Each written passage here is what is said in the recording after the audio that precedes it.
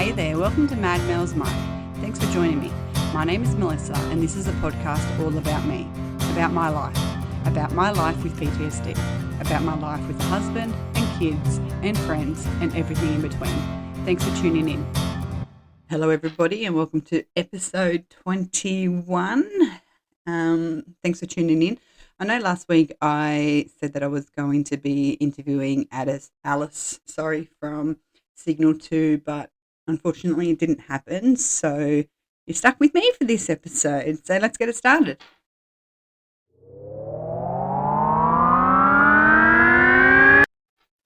Well, thanks again for tuning in. I really do appreciate that people keep coming back and listening to me. So thank you.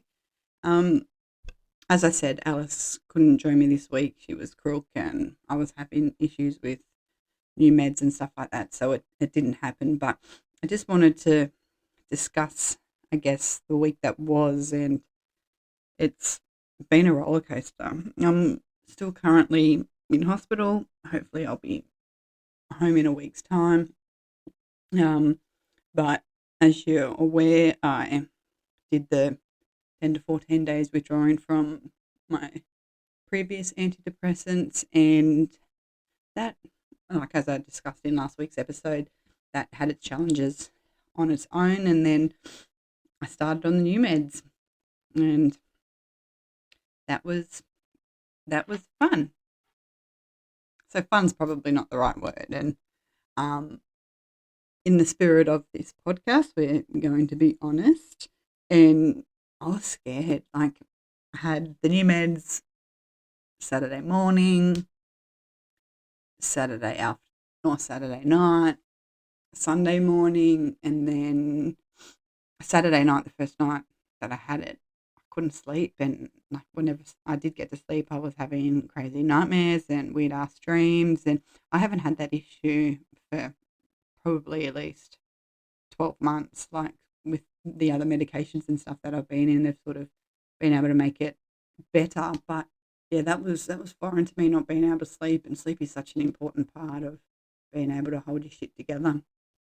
And then by the Sunday afternoon, I started getting tingly, like pins and needles throughout my arms and legs and my face and lips and stuff like that. And I was really, really scared. And so I let one of the nurses know, and they ended up calling my psychiatrist, and the psychiatrist said to cease the medication. So I haven't had the meds for just over a week now. Still a bit tingly around my face and cheeks, and just starting to get back into some sleep, but still having dreams and stuff like that. So we'll just watch this space. I need to go and see a neuro in relation to it, so I'll stay off all my type of meds and hold off on. I didn't finish the course of TMS. I ended up doing 24 out of 30, so it was pretty close. But it was quite funny because it's not really funny, but we're going to say it's funny. I was just sitting in our little art nook in on the ward, and one of the nurses came to me and she goes, like, Mel, have you spoken to your psychiatrist about your motorbike crash? And I went, no. I said, like, for me, my motorbike crash is just a cool war story. Like, I didn't really think about it having any ongoing effects. I had my knee stitched up and things like that. But then the more I've sort of thought about it, is like, I had concussion. I had spewed twice the night of the accident, and I had a cut on my head. I was feeling nauseous when I stood up the week after it and stuff like that. So I would definitely speak to the neuro when I see him in regards to that. So at the moment we're going antidepressant free, so watch this space. I'm happy to say at the minute I haven't throat punched anybody, so I'm winning. I don't take that as a win. So yeah, and that's where I've sort of been up to in my med changes and stuff like that. I'm hoping I'll be out of here in about a week's time, and then see the neuro in a month's time, and hopefully get some kind of answer. Look, I'm not concerned that there's anything sinister, but I just want that reassurance of knowing. So yeah, watch this space. So I kind of just went on a tangent about my meds and completely forgot about the song of the week. And this week we have the Eagles, Desperado. Have a listen. Your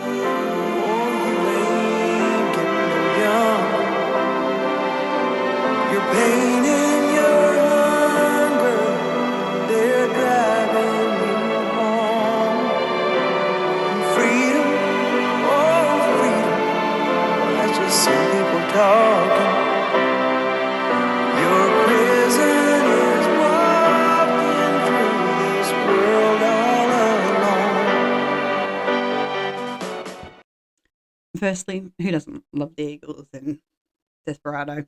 I remember listening to that song on a vinyl on an old record player when I was a kid at home with mum and dad, and singing along and trying to record my singing on a cassette tape.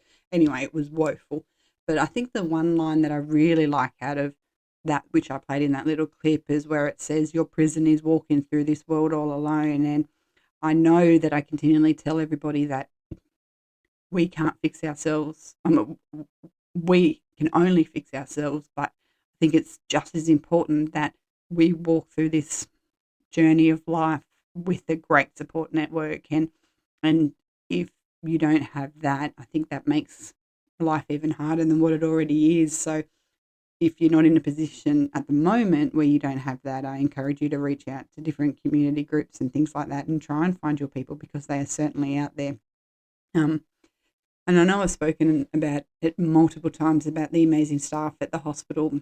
When I was having TMS this round, the normal TMS nurse was on leave, so one of the other ones was filling in, and she's a nurse on one of the other wards. And I know for me, I generally, by the time I look at somebody for the first time, I can go, we're going to be friends. I like you.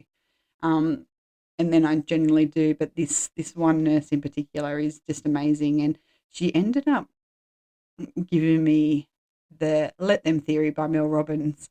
And normally, like I do read, but normally I like to lose myself in fantasy and apocalyptic type books that are so far removed from this world. And so self-help books aren't really what I go to, but I thought, and then I normally read on a Kindle as well, but this lovely nurse lent me the Let Them theory, and I thought, well, I better read it. So I started reading it, and if I can encourage anybody to go and buy the book, get yourself a highlighter and have a read of it. And what I liked about the book is that it was no nonsense. There was no sugarcoating.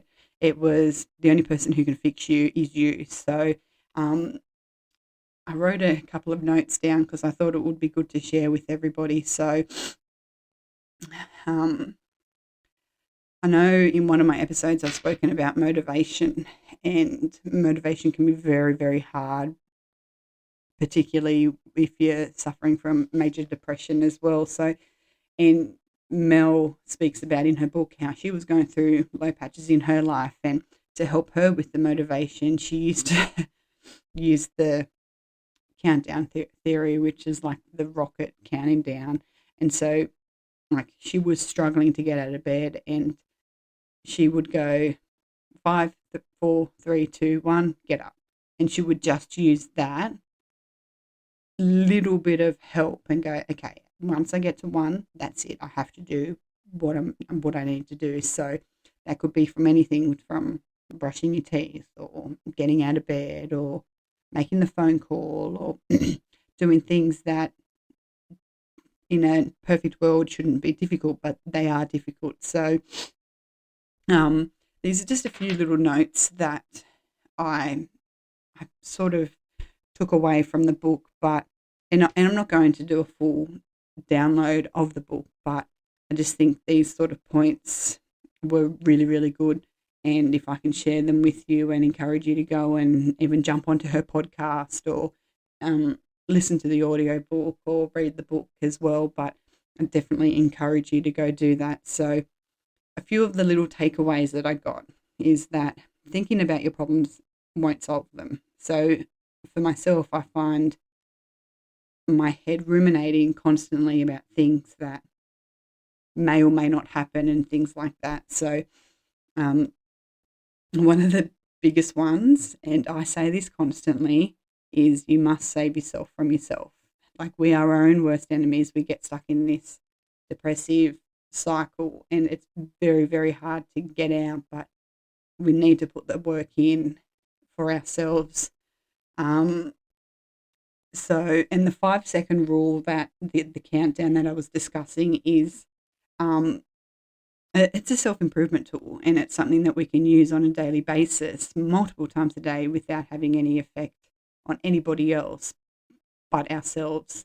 And if we use it in a positive way, then if we do something once, then the second time we need to do it, it will become a little bit easier. And the more and more we do it, just that practice makes perfect. And every time you count 5, 4, 3, 2, 1, you'll be teaching yourself how to take action no matter how you feel. So even when you are in that state of zero motivation and anything like that, it's that accountability on yourself, as to go, all right, this is what needs to be done. I'm going to do it.